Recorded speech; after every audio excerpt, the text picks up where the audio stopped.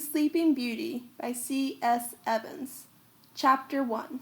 Once upon a time there were a king and a queen who were very unhappy because they had no children. Everything else that the heart could wish for was theirs. They were rich, they lived in a wonderful palace full of the costliest treasures, their kingdom was at peace, and their people were prosperous. Yet none of these things contented them, because they wanted a little child of their own to love and to care for, and though they had been married several years, no child had come to them. Every day the king would look at the queen and say, "Ah, if we only had a little child." And the queen would look at the king and sigh, and they were both very miserable about it. Then they would put on their golden crowns and sit side by side on their thrones, while lords and ladies and ambassadors from other lands came to pay them homage, and they had to smile with their lips for the sake of politeness, but there was no joy in their hearts. And that is one of the greatest disadvantages of being a king or a queen, that one has always to hide one's feelings. Now it happened one day that the queen went to her bath, and having dismissed her ladies, she descended the marble steps into the water and began idly to play with some wild rose petals which had fallen into the water. All of a sudden she heard a croaking voice that said, "O queen, be cheerful, for the dearest wish of your heart will be granted you." "Who is that?" cried the queen, a little frightened, for she could see nobody. "Look behind you," croaked the voice, "and do not be afraid, for I come only to bear you good tidings." So the queen looked behind her, and there was a great frog who looked at her with its big round eyes. Now the queen was afraid of frogs, because they are cold and clammy, but she was very polite by nature as well as breeding, so she did not show her dislike. "And do you tell me, Master Frog," said she, "that I shall have the wish of my heart, and do you know what that wish may be?" "It is to have a little small child of your own," said the frog, and the queen nodded. "Very well," the frog went on. "Do you see the green leaves of that almond tree on the branch by the window?" "I do," replied the queen wonderingly. "Those green leaves will fade," said the frog, "and the winter winds will blow them away. Then the branch will be bare, but in springtime, before the leaves come again, it will be covered with pink blossom, and that blossom you shall show to a baby lying at your breast." The queen gave a cry of joy. A ray of sunlight came through the trees, dazzling her eyes so that she had to close them for a moment. When she opened them again, the frog had gone, and nothing was to be seen but the dainty rose petals floating on the water. Chapter 2. Those were wonderful tidings, to be spoken by a frog who came no one knew whence, and went no one knew whither. But the queen believed that the prophecy would prove true, and she was right, for when the spring came again, and the almond blossom was pink upon the bough, she gave birth to a little daughter who was so beautiful that nobody had ever seen her like. Now what joy there was in the hearts of everybody in the palace! The king was so excited that he went into council in his dressing gown instead of his royal robe, and he did not care a bit when his courtiers smiled.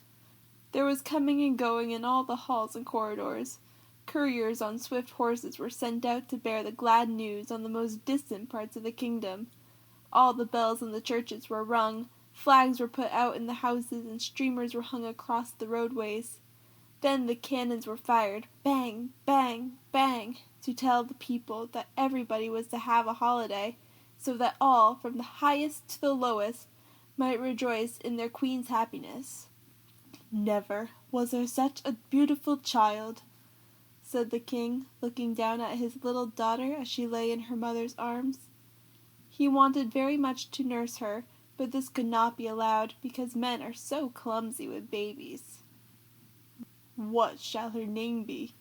said the king, and he suggested all the grandest names he could call to mind, for he thought that such a wonderful child must certainly have a name to suit. But the queen would have none of them. "She shall be called Briar Rose," said the queen, and so it was arranged. A few weeks later the christening took place. That was a splendid ceremony, to be sure, For all the lords and ladies of the kingdom were present in their richest dresses, together with princes and ambassadors from distant countries. The little princess was as good as gold all the time.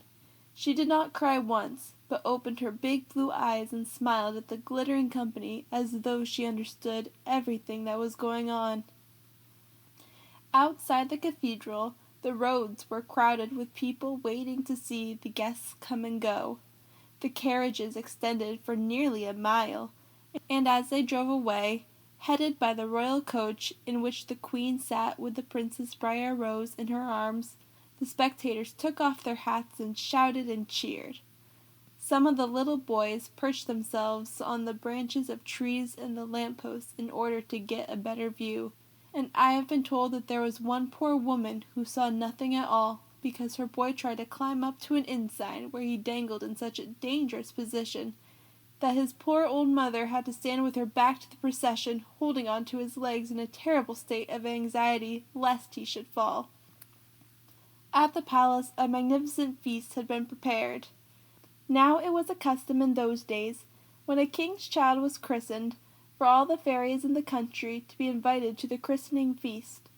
Each fairy was bound to bring a gift, so of course it stood to reason that the royal child would have everything that the heart could possibly desire. There were 13 fairies in the king's realm, but one of them lived in a lonely place on the outskirts of the kingdom.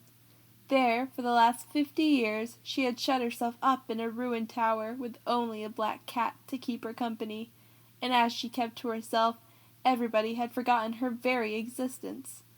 The result was that she was not invited to the christening feast, and though she had nobody but herself to blame for this, she was very angry about it. The truth of the matter that she was always a miserable, sour creature, with no love or kindness in her heart, and nobody missed her because she had never given anybody any reason to care for her. Well, the guests assembled in the banqueting hall of the palace, and the feast began. Chapter 3. The king and the queen sat on the dais at the end of a banqueting hall, and above them in a little gallery there were a band of fiddlers and flute players. On either side of the royal pair sat the 12 fairy godmothers, 6 on the right hand and 6 on the left. In front of each fairy was a golden plate and a golden casket made to hold her knife, fork, and spoon. These caskets were beautifully carved and engraved, and each one was of a different shape. One was in the form of a ship, another of a shell, a third in the form of a castle with turrets, and so on. Nothing more beautiful could be imagined, for they had all been specially made for the occasion by the cleverest goldsmiths in the kingdom, and they were the king's presents to the fairy godmothers. He felt very proud when the fairies spoke admiringly of these caskets, and said that they would be pleased to accept them. Below the dais were 6 long tables for the guests, and there was only just room between the tables for the servants to pass, so you may judge how crowded the room was.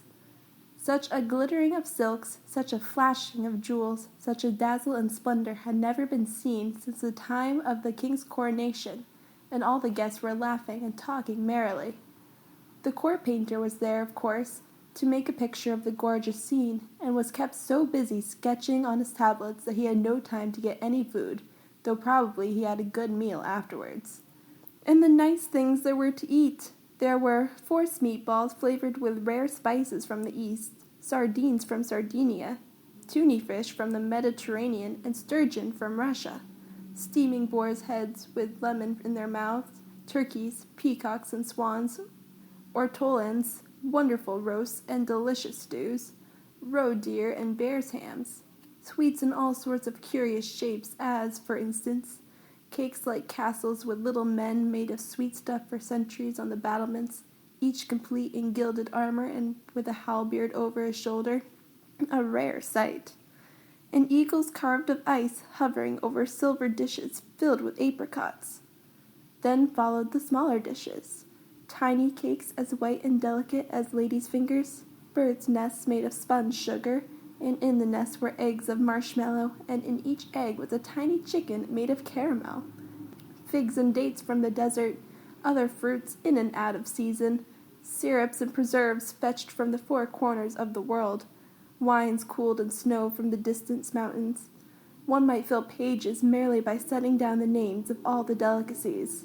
Each dish was brought in by the servants in a kind of procession, headed by the master cook, looking as grand and solemn as an archbishop, for he was a grave and dignified person, and of course he had a great responsibility.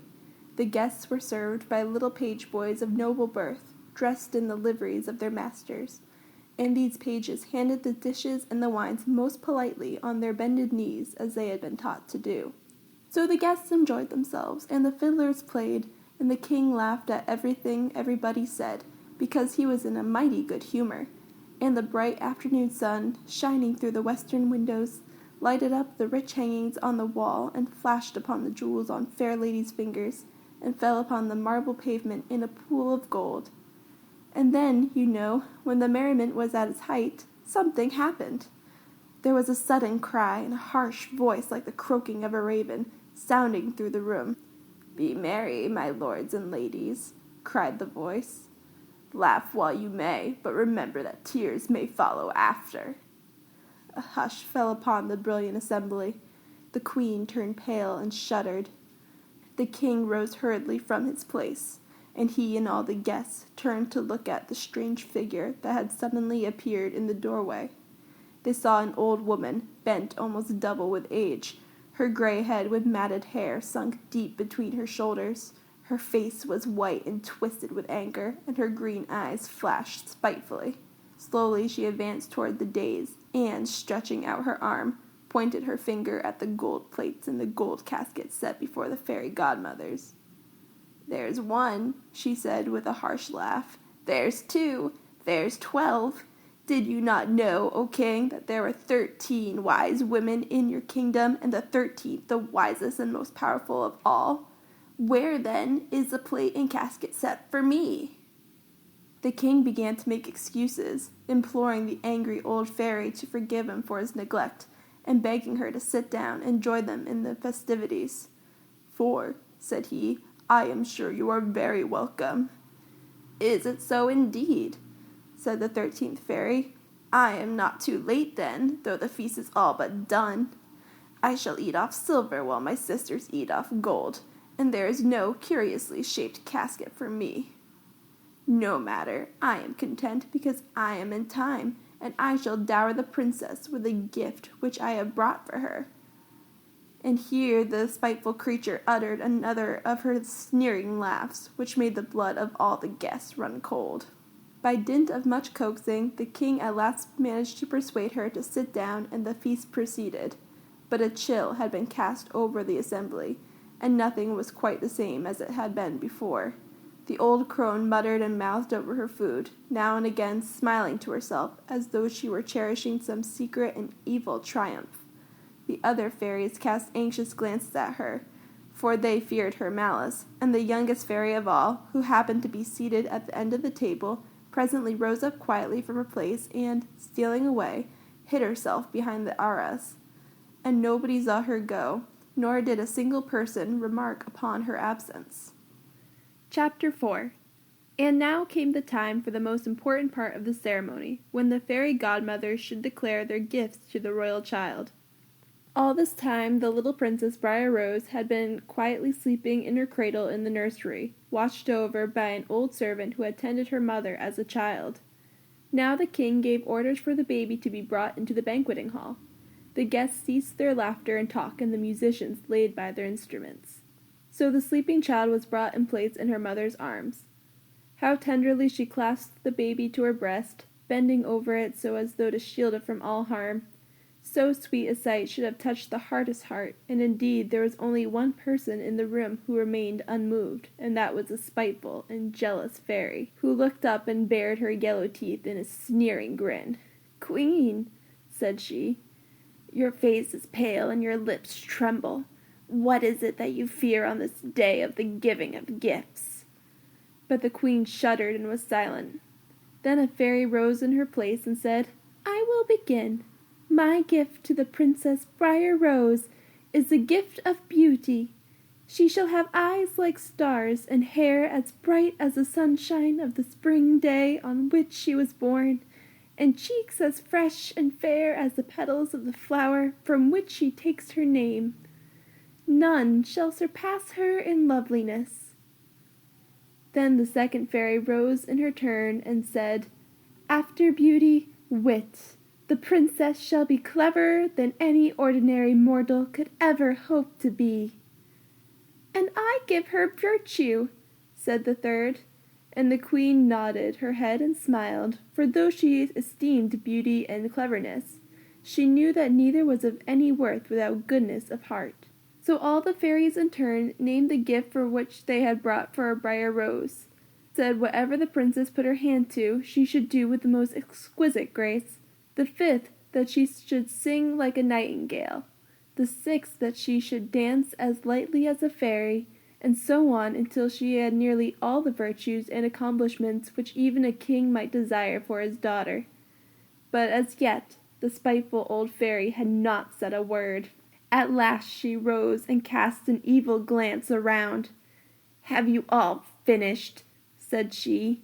"Hear then my wish. On the day when she reaches her 15th birthday, the princess shall prick her finger on the spindle of a spinning wheel, and shall immediately die." This terrible prophecy made the whole company shudder. The queen gave a cry and hugged the sleeping baby still closer to her breast. "No, no, have pity," she cried. "Call down your dreadful fate on my head if you will, but do not harm this innocent child." At this mournful appeal there was hardly one of the guests who could keep from tears, but the old crone only mumbled to herself as though she were uttering a spell. Then the king leapt to his feet, his hand on the jeweled hilt of the dagger that hung at his girdle. In another moment he might have stretched the wicked creature lifeless at his feet, but before he could draw the weapon from its sheath, another voice arrested him. "Stay your hand, O king, lest even worse befall. No mortal may strike at a fairy and go unpunished. And, for the rest, take comfort, for your daughter shall not die." Then the 12th fairy stepped out from behind the arras where she had been hidden. "My gift is still to come," she continued. "As far as I can, I will undo the mischief which my sister has done. It is true that I have not the power to prevent altogether what she has decreed. The princess shall, indeed, prick her finger with the spindle of the spinning wheel on the day when she attains her 15th year, but instead of dying she shall fall into a deep sleep, and this sleep shall last for 100 years, and when that time is past, a king's son shall come to waken her." Chapter 5. So the worst was averted, but the fate of the poor little princess was still terrible enough, and it was only to be expected that the king should do his best to prevent the prophecy from coming to fulfillment. The first thing he did was to summon all the magicians of his own and neighboring countries, promising a rich reward to the one who could show him a way to defeat the old fairy's malice. The magicians came in scores, some with long beards reaching to their feet, some without any beards at all, some with bald heads, and some with matted hair that looked as though it had not been combed for centuries. For days there were so many magicians about the palace that they were commoner than cats, and it was impossible to enter any room without surprising one or the other of them, sitting in deep reflection and looking as wise as only a magician can look. But nothing came of their thinking, and one after the other they gave up the task and departed, having first asked for their traveling expenses. At last there came a wizard who was wiser and more venerable than all the rest, and when he heard what was required of him, he said he would go home and consult his secret books, which contained the magic lore of all the ages, and which had been written by the greatest of all the magicians, Merlin himself. Home, then, he went, to his cell, which was in a rocky cliff on the side of a mountain, and having uttered the word of power which unlocked the massive door, he entered and prepared to begin his researches. Now the books of magic lore which Merlin had written were in many volumes, and everything in them was set down in alphabetical order, so that it could be found easily. The old wizard, therefore, turned first of all to the word princess. 500 pages were devoted to this subject, and truly there is a great deal of very interesting information, as thus: princess, how to transform goose girl into spell for causing princess to be surrounded with high walls of bronze, which may by no means be broken down except by the notes of a certain trumpet. Princess, enchanted ring for a new and improved method by which she may be changed into a fawn together with any members of her family according to desire, and all of them transformed back again into their proper shape. Princess. An excellent device for causing a princess to grow tall or short by eating of a mushroom, with directions how to find the place where the mushroom grows and precautions to be taken lest by overmuch nibbling she disappear altogether. And so on. But there was never a word about how to prevent a princess from falling into a charmed sleep through pricking her finger with the spindle of a spinning wheel. So when he read through all the 500 pages, the venerable wizard turned to the word sleep, in the hope that he would meet with better fortune. And there was much reliable information under this heading also. There were recipes for potent drugs which could cause sleep, and still more potent drugs which would prevent people from going to sleep. And when the wizard came to this last, he cried out eagerly, for he thought that he had succeeded in his quest, until he read on and discovered that the spell described was only for use on wicked queens who had shamefully ill-used their stepchildren. It is very easy to make a mistake in magic, for it is a most complicated science. By the time he had read through the 200 pages devoted to the word sleep, the venerable wizard was very uneasy, but he was a persevering person, and he did not abandon his endeavors. Merlin's wise books having failed him, he cast about for other means to learn what he desired, and consulted his oracle. Now his oracle was a stuffed crocodile hanging from the ceiling, and a voice came from it which told him to repeat the magic formula. The magic formula is a sentence made up of all the sounds that are left out of ordinary speech, and it is a fearsome thing to listen to. It is also very exhausting to say, and after the venerable wizard had repeated it, he was obliged to rest for several hours. Then he rose again and drew pentagons on the rocky floor of his cave, and crossed triangles and circles bordered with all the signs of the zodiac. And he stood in the middle of the pentagons and the crossed triangles and the circles, and went through all sorts of strange and secret rites, but all to no purpose. But still he would not give up trying, and he went to mysterious places in the woods and gathered strange herbs in the dark of the moon, and, returning home, he cast the herbs into a brazier, and they burnt with flames of many colors, giving out clouds of dense smoke and a most horrible smell. Then, as these exercises did not bring him the result he desired, he gazed into crystals and poured ink into the palm of his hand, and did all the other things that he had learnt to do in all the years since he was apprenticed to magic as a very small boy. And just as he was going to give up the quest in despair, a thought came into his head, and he cried aloud for joy, for he knew he had discovered what he sought. This shows how even the most difficult things may be attained by perseverance and patience. At the top of his speed, he hastened back to the palace and asked an audience of the king. This was immediately granted, for, to tell the truth, the king was awaiting his return with considerable anxiety. "Well," said he, "have you succeeded in finding a way?" "I have," answered the venerable wizard. "My arts have not failed me." And then he handed the king a piece of parchment on which were written the following words. They were written in Latin to make them look more important, but very likely it was not good Latin, for the venerable wizard had been apprenticed to his trade at an early age, and in consequence his classical education had been somewhat neglected. But this was the meaning of them. "Shall spindle prick? Then spindle burn. No thread weave, and no wheel turn. If there's no spindle and there's no wheel, then no finger the spindle can feel." The king slapped his thigh for joy. "Why, of course," said he. "How is it that I did not myself think of such a simple solution? It seems to me, wizard, that you have easily earned your 1,000 crowns." "Ah, Majesty," the wizard made answer, "all things are simple when once you know them." And in this he was quite right. Chapter 5. The king lost no time in putting the wizard's counsel into effect.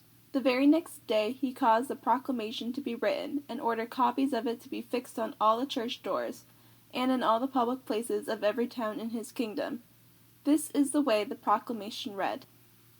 Whereas a certain malicious fairy, forgetful of the duty she owes to the most high and puissant king and queen, rightful sovereigns of these realms, and to the Princess Briar Rose, their dearly loved daughter, has, of malice aforethought, and with intent to work grievous bodily harm to the person of the said princess, in the presence of the said most puissant sovereigns and of divers of their loyal subjects, made and uttered a prophecy, to wit, that the said princess shall in her 15th year prick her finger with the spindle of a spinning wheel, and that a certain dire misfortune shall fall upon her because of that injury, to the sorrow of her loving parents. Now be it decreed that all spinning wheels or instruments of spinning whatsoever, in the process of any subjects of the king's most excellent majesty, whether they be worked by hand or by treadle, or by any other device, together with all spindles, shuttles, bobbins, and all other accessories or appurtenances thereunto belonging, shall forthwith be rendered up to the officers of the king's most excellent majesty appointed to receive them. And be it further decreed, that if any person or persons fail to observe or obey this edict or ordinance by unlawfully retaining any instrument of spinning or accessory thereunto, such persons shall be dealt with according to the full rigor of the law, and shall suffer the penalty of death. Given under our royal hand and seal. The issue of this proclamation caused a great deal of interest and excitement throughout the kingdom. All the people came out of their houses to gaze at it, for they had never seen its like before, and though very few of them knew how to read, they realized that it must mean something very important. So they sent for clerks and scholars to read it to them, paying a penny apiece for the service, which pennies the clerks and scholars, being usually extraordinarily needy persons, were very glad to earn. It usually took about 3 hours to read the proclamation and to explain it, and one must admit that it might have been expressed in fewer words. To do so, however, would not have been dignified, for this proclamation was what is called a legal instrument. The very next day into each town and village of the kingdom, the king's officers came riding. Before them went a trumpeter who stopped at the head of each street and blew a loud call. Having thus commanded attention, he marched past the houses, calling in a loud voice, "Bring out your spinning wheels! Bring out your spinning wheels!" So the people brought them out, not without grumbling, for a spinning wheel is a very useful thing to have in a house, and in those days people spun and wove their own cloth to make their clothes. But they were afraid to disobey the king's order. And the spinning wheels were of all shapes and sizes, some of them new and some of them hundreds of years old, and there was hardly a house that did not possess one of some kind or another. They were all collected together and loaded into wagons and taken to the capital, where they were piled up into an immense heap in the public square. Then the king and queen and all the court came out and watched while the big heap was set on fire. The people came out to watch too in their thousands, and a very fine sight it was to see the enormous flames shooting up into the air and to hear the crackle and hiss of the burning wood that sounded like the discharge of 100 muskets. The king laughed aloud in his relief, and even the queen smiled, while the little Princess Briar-Rose, who was held up to a window of the palace to see the bonfire, stretched out her arms to the pretty flames and crowed. But the people were not very much amused by the sight, because they were their spinning wheels which were being burnt. "I've had my wheel for 20 years," said one woman, "and now I've none at all. And how on earth I can get along without it, I don't know, with 6 growing lads to find breeches for. 5 silver crowns my wheel cost my good man last Candlemas," said another, "and there it goes up in flames and smoke." "What is a wheel if the burning of it saves our little princess?" quoth a third. "Come, cheer up, mother, the king has reason for what he does, and he will not see us want." And this man was right. The king had no wish to oppress his subjects, for no sooner was the pile reduced to ashes than he had caused another proclamation to be issued, saying that the owner of every spinning wheel should be paid for its loss. And not only so, but the king told his merchants to buy spun yarn from neighboring countries, so that the people might be able to weave, even though they could not spin. Chapter 7. The little Princess Briar-Rose, of course, knew nothing of the strange events that had happened at the feast of her christening, and the king gave orders that nobody should even mention the subject to her. It is not a pleasant thing to know that the fairies have decreed that one shall fall asleep for 100 years on one's 15th birthday, even though one is to be awakened by a handsome prince at the end of that time. So all the lords-in-waiting and the ladies-in-waiting had to be very careful and discreet. If they told the princess a story, they had to keep the word spinning out of it. And if they showed her a book, they had to take pains to see it did not contain a picture of a spinning wheel or any reference to a distaff or spindle, lest she should ask what they were. The king's customs officers on the boundaries of the kingdom had to examine every wagon load of merchandise that came into the country for fear it should contain a spinning wheel, and if anyone was found trying to smuggle one in, he was brought before the judges and punished. By these devices the king felt certain that he had averted the fate laid upon his daughter. But the promises of the other wise women were fulfilled to the letter, for the young princess grew up to be the most beautiful, gifted, and gracious maiden in all the world. That, at any rate, was what everybody in the palace said, from the lords and ladies down to the scullions in the kitchen, and although people are inclined sometimes to flatter royalty, in this case there was reason for their admiration. To begin with, the princess was as lovely as a spring morning, with eyes of the purest, softest blue, and hair in which the rays of the sun seemed to be entangled. When she came into a room, people stopped whatever they were doing to look at her, and everyone felt happier because she was there. And her cleverness! She never had any troubles with her letters or her multiplication table. She could cipher as easily as she could spell. She knew the history of her own country and of every country round it, and nobody could puzzle her with the hardest question in geography. She could sew and embroider and knit and paint and draw. She could repeat poetry in 5 different languages. She studied mathematics and botany and astronomy and even law. In short, there was no end to her knowledge, and all because she had those fairies for her godmothers. Besides this, there were all her other accomplishments.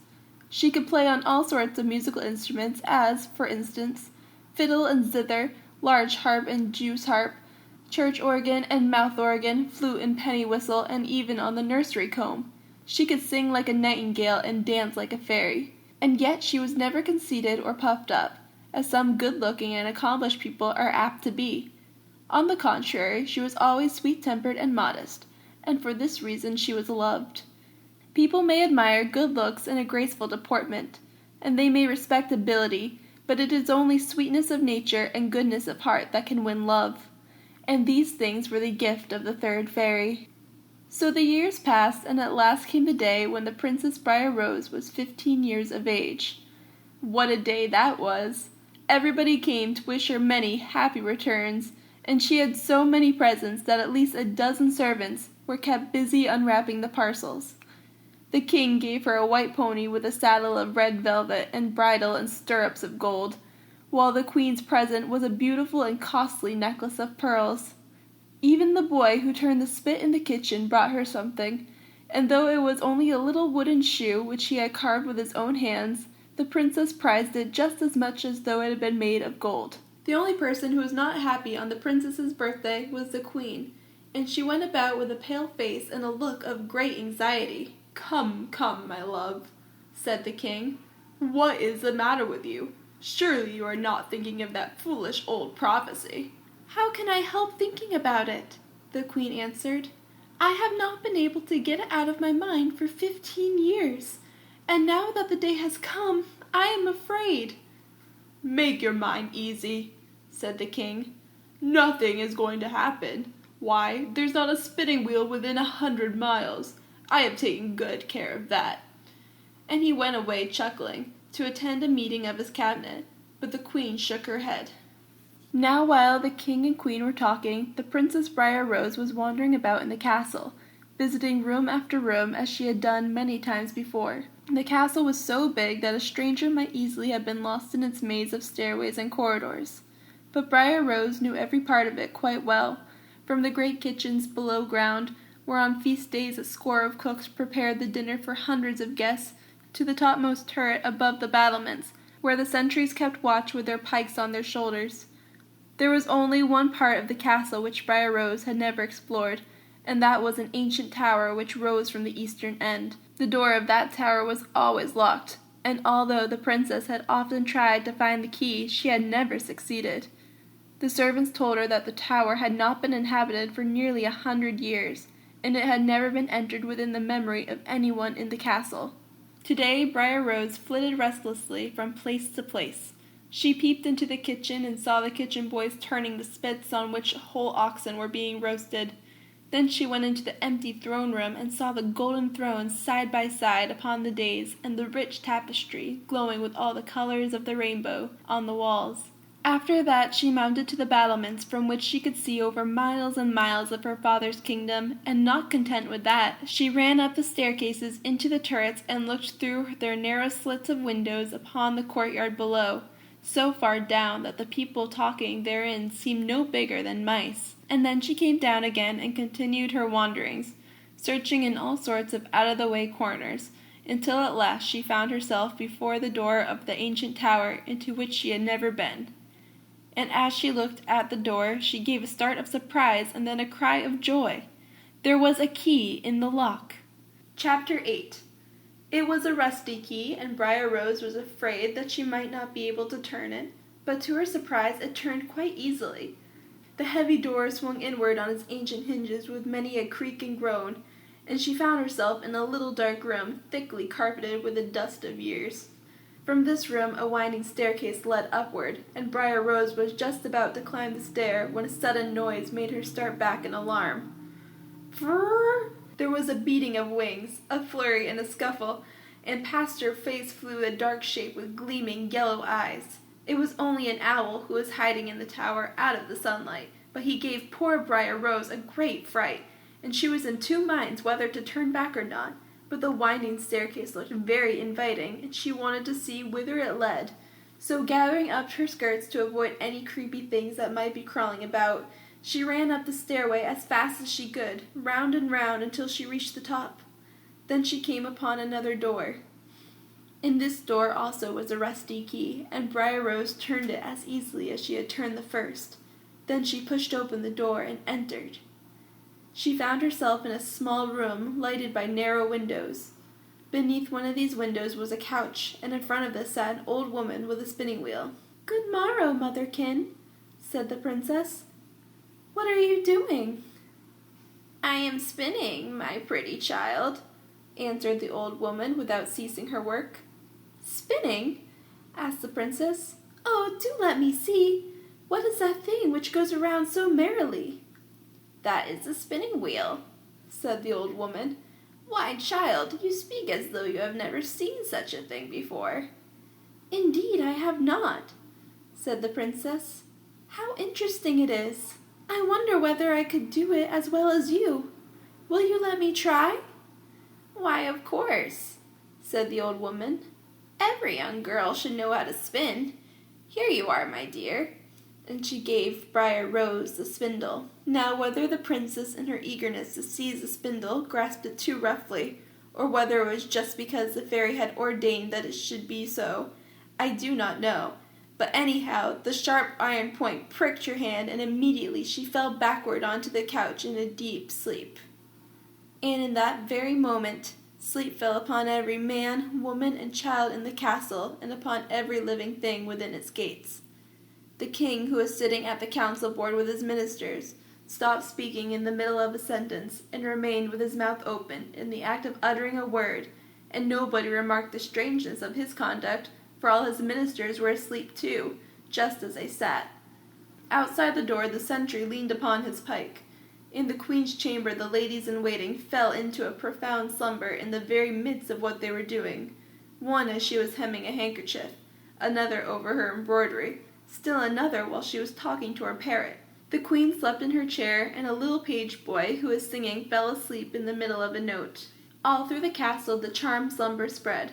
Courtiers, officers, stewards, cooks, errand boys, soldiers, beadles, nay, the very horses in the stables and the dogs in their kennels were stricken motionless, as though they were dead. The flies ceased to buzz at the windows and the pigeons to coo upon the roof. In the great kitchen the scullions fell asleep as they were washing up the dishes, and a cook in the very act of boxing the ears of a kitchen knave. But not for 100 years would he feel that blow, or be able to utter the cry that was on the tip of his tongue. The dog fell asleep under the table as he was gnawing a bone, the cat in front of a mouse hole, the mouse itself on the other side of the skirting board, with its little sharp nose outstretched to sniff the air suspiciously. Even the spits which were turning at the fire, laden with partridges and pheasants cooking for the princess's birthday feast, even they ceased to turn, and the very fire stopped flickering and the flame sank down. A deep silence fell over the castle. In the fields the lambs ceased to bleat, the horses to neigh, and the cows to low. The birds in the trees were silent. One moment the air was full of the music of their twittering, the next all was as still as in a desert. The very wind dropped asleep in the woods. Not a leaf stirred, and the white clouds were motionless in the sky.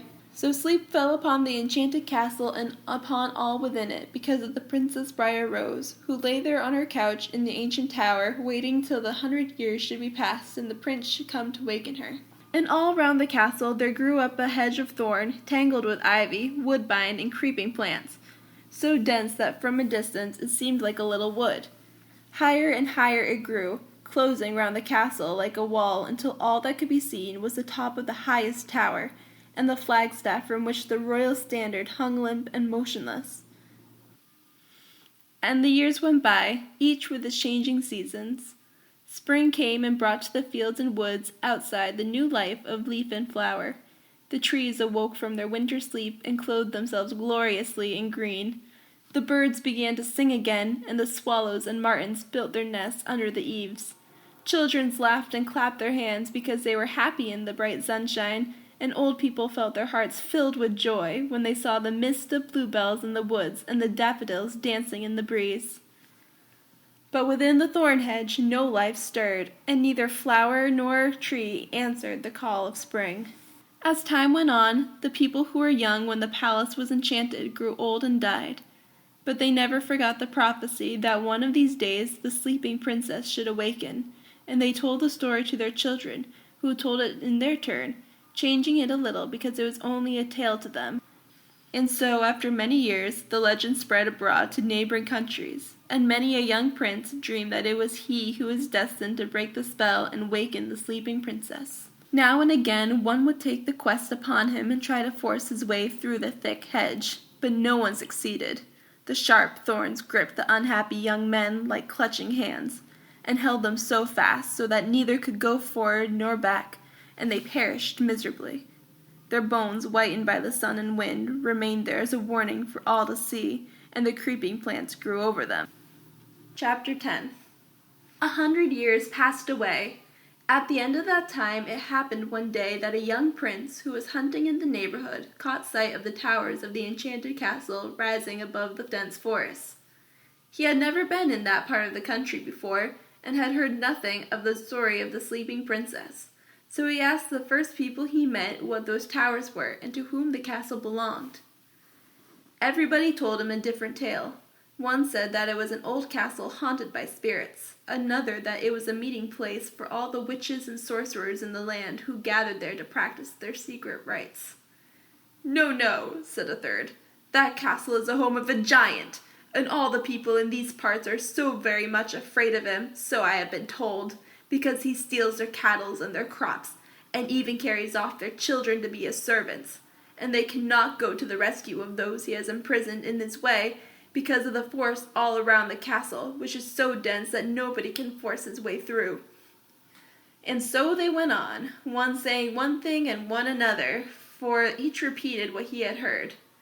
At last an old peasant stepped forward. "50 years ago, my prince," said he, "my father told me the story of that castle, and since he was born in these parts I think it was a true story, and I will tell it to you if you would like to hear it." The prince nodded eagerly, and the old man went on. "My father said that years before he himself was born, a king and queen lived in the castle with their daughter, the most beautiful princess that was ever seen. In some way or other they angered the fairies, who put a spell upon the place, and upon everyone within it, so that they fell into a deep sleep.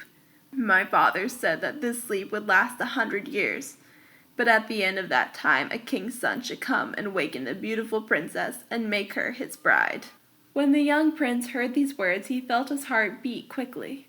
Something seemed to tell him that he, and no other, was the king's son who was destined to remove the spell, and he cried, "Show me the way to the castle, for I will take this adventure upon me." But the old man shook his head. "I have not yet told you all, my prince. Many are the young men who have tried to force their way through the thick wood that guards the enchanted castle. Each of them thought that he, and he alone, was destined to wake the sleeping beauty, and each of them set out with high hopes, but none of them all came back, and their bones, whitened by the wind and rain, lie among the thorns of the thick hedge, a fearful warning to the venturesome. I pray you, therefore, my prince, do nothing rash, but think well before you take upon yourself this perilous quest." "What?" cried the prince with flashing eyes. "Shall I hold back what others have dared? This very hour I will attempt to enter the castle, and if I do not return, carry home the news of how I died." Then, without paying any heed to the words of those who would prevent him from rushing into such danger, the eager young man set out, his heart on fire with thoughts of love and glory. Nobody showed him the way, but he could see the towers of the castle rising above the distant wood, and when he entered the wood itself, and the towers were hidden, each path he took led him nearer to the place where he would be. At last he came to an open glade, and there before him was a tangled hedge of thorn, stretching in either direction as far as the eye could see. Chapter 10. And now, as the prince drew nearer, he could see that the story he had heard about that terrible place was true, for held in the tangle of briar were the bones of many unhappy young men who had tried to force their way through the castle. Rags and tatters of their finery hung upon the great thorns that pointed menacingly like sharp claws. Here and there upon the ground beneath lay pieces of rusty armor, a helmet surrounded by a coronet of gold that once had belonged to a king's son, a shield with a prince's device, a sword with jewel-encrusted hilt worth a king's ransom. There they lay, all disregarded among the blanched bones upon the grass, and the ground ivy spread out its leaves to cover them. Not a sound broke the deep and awful silence. No bird sang, no insect droned. There was no scurry of woodland creatures among the leaves, no sigh of wind in the trees. In all that place only the thorn hedge seemed threateningly alive, waiting to destroy the intruder who should attempt to force the secret it guarded. Who would blame the prince if for a moment his heart had almost failed him? There was no gap in that hedge, and the great thorns were sharp as dagger blades to stab his flesh. But if the prince hesitated, it was not for long. "Have I come so far to turn back now?" he thought. "These others who have died were brave men, and though they failed with a courage as great as theirs, I may succeed." And without wasting another moment, the prince began to force his way through the hedge. And now he noticed with surprise that those thorns which looked so sharp and cruel became soft as thistledown as soon as he touched them, and the trailing bramble branches did not entangle him, but bent aside at his touch as though they had been stems of grass. The hedge opened before him, and as he went through, pink blossoms of wild roses bloomed on the branches, until the tangled wall became a mass of flowers. At last the prince found himself on the other side of the hedge in the gardens of the castle. Before him he could see the high towers of the turrets bathed in the fresh light of the morning sun, and as he hastened towards them he noticed that the gardens were as trim and tidy as though they had just been tended by the gardeners. There was no moss or weed upon the smooth paths, the turf on the lawns was as short and firm as though it had just been mown, and in the flower beds everything was in the most careful order. Spring flowers were blooming there, but they bowed their heads upon their stalks, and even the trees seemed to hang their arms as though in sleep. Everywhere there was the same deep silence. The air, which should have been full of the twittering of birds, was heavy and languorous. There was no flutter of butterfly wings or darting of flies. The fountains on the lawns were not playing, and as the prince glanced over the edge of the marble basin of one of them, he could see the goldfish lying beneath the water-lily leaves lying still, with never a wave of the tail or flicker of fin. So he went on over the lawns and terraces, and never a waking thing did he see. But when he came to the courtyard, he saw a soldier standing there, leaning on his pike with his head bent upon his chest. At first the prince thought that he was dead, but his cheek was fresh and ruddy, and it was quite plain to see that he was merely asleep. In the courtyard itself were other human forms, all still and silent. A row of pikemen leaned against the wall, and in front of them, stretched out upon the ground, snored the sergeant who had been drilling them when the spell came upon the castle. A young squire, with a sleeping hawk upon his wrist, slept against the sleeping horse which he had been about to mount. Near by lay a page with a hound in leash, both sleeping as soundly as though they would never awake, and through a window in the stables the prince saw a groom lying with a straw in his mouth. In the stables themselves a like condition of things prevailed. The horses slept at their stalls with their noses to the mangers, standing on their 4 legs just as they were when they were enchanted 100 years before, and on the back of one sat a stable cat. Here and there upon the ground lay grooms and ostlers, fast asleep among the straw. From the stables the prince made his way to the great kitchen, where he saw equally strange sights, and he could not help smiling when he came upon the cook with her hand still outstretched to clout the head of the unhappy scullion, whom she had by the ear. Before the fires hung the spitted partridges and fowls that were cooking for the princess's birthday feast, and at the table a maid had fallen asleep with her hands in a large trough full of dough. She had been making the pastry for a pie when the sleep fell upon her, and by her side was another maid who had been plucking a black hen. At the sink a kitchen knave was leaning over the pot he had been scouring. Then the prince went out into the great hall and saw the courtiers asleep in the window alcoves or stretched out upon the polished floor. Everywhere was a silence so profound that the prince was almost alarmed to hear his own breathing, and the beating of his own heart sounded like a muffled drum. On and on he went, through rooms and corridors, up staircases and down staircases, into the queen's chamber where he saw the queen and her ladies as still and silent as the rest. One of those ladies had been reading to the queen at the moment when the charmed sleep fell upon the castle, and the book, A History of Troy, still lay open on her lap. Then the prince went into the king's room, where his majesty sat with his ministers of state round the council board. He almost lingered there, for it was very curious to see those nobles as quiet and motionless as though they had been waxworks in the show. Some of them were frowning as though in deep thought, and some smiling as though they had suddenly remembered something clever to say. The king himself, at the head of the council table, had evidently fallen asleep in the very midst of his speech, for his arms lay outstretched on the table with pointing finger, and by his side his secretary's fingers still held the pen with which he was inscribing on a roll of parchment the royal words. So the prince hurried through the castle from top to bottom until he had glanced into every room and opened every door. And still he knew that there was something more to see, for nowhere had he come across the sleeping princess. Many maidens he had seen of surpassing beauty, but his heart told him that none of them all was the maiden whom he would come to awaken. Down he went into the courtyard again and found another stairway which led to the battlements. There stood the watchman whose duty it was to look out over the country and report the arrival of travelers, but they too were all asleep, though one of them had his horn in his hand as though he had been about to blow it when he was suddenly overcome by the charmed slumber. From the battlements the prince climbed, in turn, into each of the turrets, but there was nobody in them at all, and no living thing except the owls asleep in the crevices of the walls, and the bats that hung head downward from the rafters. Now only one small turret remained to be explored. It was the oldest of the turrets, almost a ruin, and plainly long unused, for the iron door was rusty and the ivy trailed about the walls. The prince approached it with a beating heart, for there he knew he should find what he sought. He threw open the creaking door. With impatient feet he mounted the crazy, winding stair, opened the door at the top, and entered a dark room. And then he started forward with a cry of joy and wonder, for lying on the couch below the narrow window he saw the princess. She was lying upon a couch with her lovely hair spread out like a stream of gold, and oh, no words could tell how beautiful she was.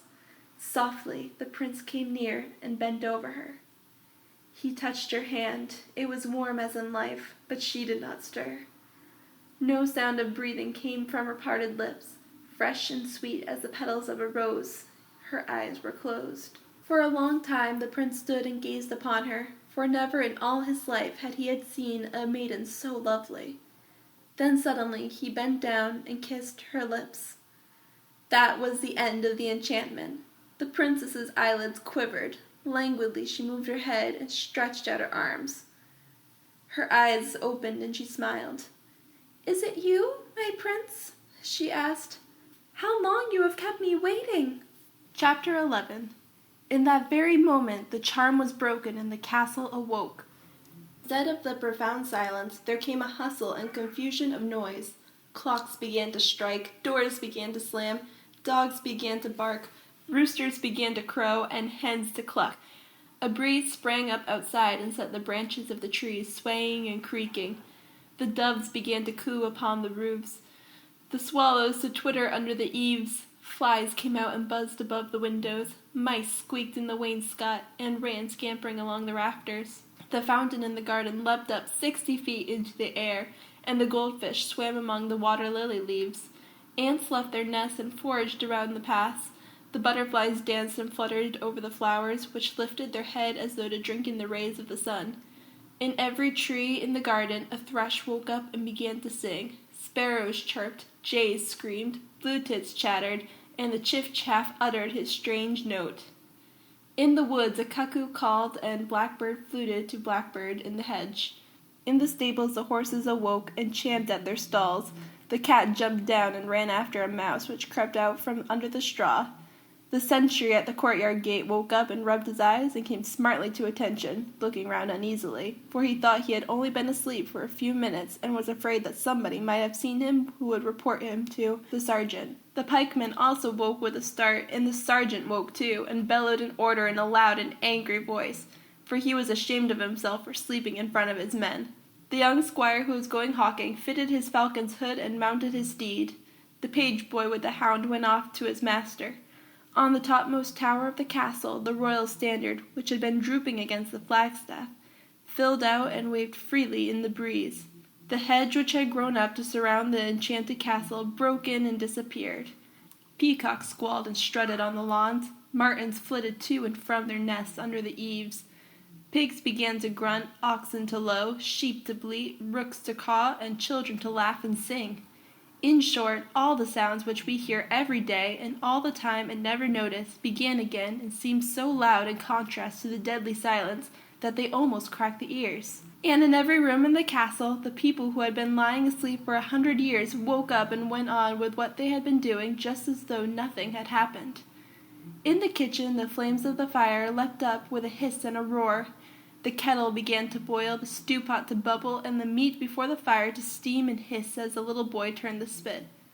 "Take that!" cried the cook, giving the scullion the clout she had promised 100 years before. "Take that for a lazy knave!" "Goodness!" yawned the maid who had been plucking the black hen. "I wonder what made me drop off to sleep like that. Well, well, it's to be hoped the cook didn't see me. And my word, how she made the feathers fly!"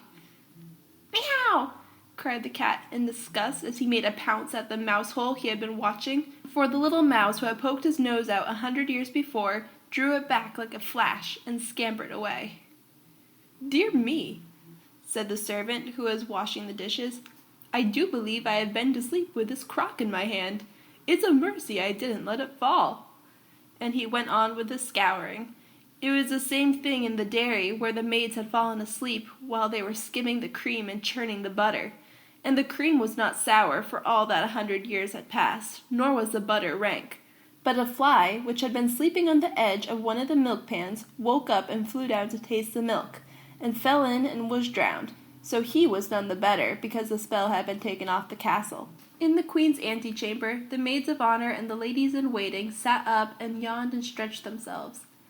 Each one of them thought that she was the only one who had fallen asleep, and they all began to explain at the same time that they had only closed their eyes for 40 seconds. "It was the heat," they all said to each other. "The sun is very hot for this time of year." In the king's council chamber, the king and all of his ministers woke up with a start. The ministers rubbed their eyes and looked very sheepish, for each of them thought that he was alone in being caught napping. "Your Majesty was saying," said the prime minister respectfully, leaning forward. "I was saying," said the king. "What was I saying?" And he stretched out his arms and yawned. "I crave your pardon, my lords. I do believe I've been asleep. Hey-o! But my joints are stiff." "It was but an after-dinner nap," said the prime minister. "Your Majesty is overspent with the hard hunting yesterday." Is it your Majesty's will that we should proceed with our business, or shall the council rise until tomorrow?" "Go on, my lords, go on," cried the king heartily. "My little nap has wonderfully refreshed me. What say you? Shall we pass that bill we were discussing a few minutes ago?" But at this moment a page came into the room with a message from the queen, and as soon as he received it the king left his seat in the council chamber and went to her. Alone, among all the people in the castle, the queen had realized immediately she awoke from her charmed sleep exactly what had happened. She remembered the words of the fairy godmother, and she knew that what she had foretold had come to pass, and that the sleep from which she and everybody else in the castle had just awakened had lasted 100 years. Her first thought was of her daughter, the Princess Briar Rose. Where was she, and what had happened to her? If she too had merely fallen asleep, all was well. But suppose the doom first spoken by the 13th fairy had taken effect? In a few words she told the king all that was in her mind, and without delay messengers were sent all over the castle to look for the princess. In the meantime Briar Rose and the young prince were talking together in the ruined tower. For the first time she heard the story of the enchantment, and her eyes grew round with wonder as she listened to her lover's account of the strange things that had happened in the castle. When he told of the great hedge and its cruel thorns, and of the many young men who had died in trying to force their way through it, her eyes filled with tears. "How great their courage was!" she sighed. "Oh, if only I could bring them back to life!" But the prince kissed her tears away and hastened past that part of his tale, and presently she was smiling again and happy, because she understood that everything had happened as it was bound to happen. Then the prince took her hand and raised her from the couch on which she had slept so long, and they went down the winding stair together and came to the battlement, where they found a score of breathless people who had been running up and down in search of her. And how surprised these people were to find her in that place, accompanied by a young man they had never seen before. She seemed to have grown more beautiful than ever during her long sleep, and they were amazed by her loveliness. And how may we describe the joy of the king and queen when they saw their daughter again and knew that the good fairy had kept her word? The king was so delighted that all he could say was, "Bless my soul, bless my soul!" And the queen could say nothing at all, for she was weeping for joy. What a feast there was that night! In spite of the 100 years that had gone by, it was still the princess's birthday, and she was in reality no more than 15 years old. So she had her birthday feast just the same, and it was her betrothal feast too, for the king joined the hands of the young prince and his daughter and gave them his blessing. The end.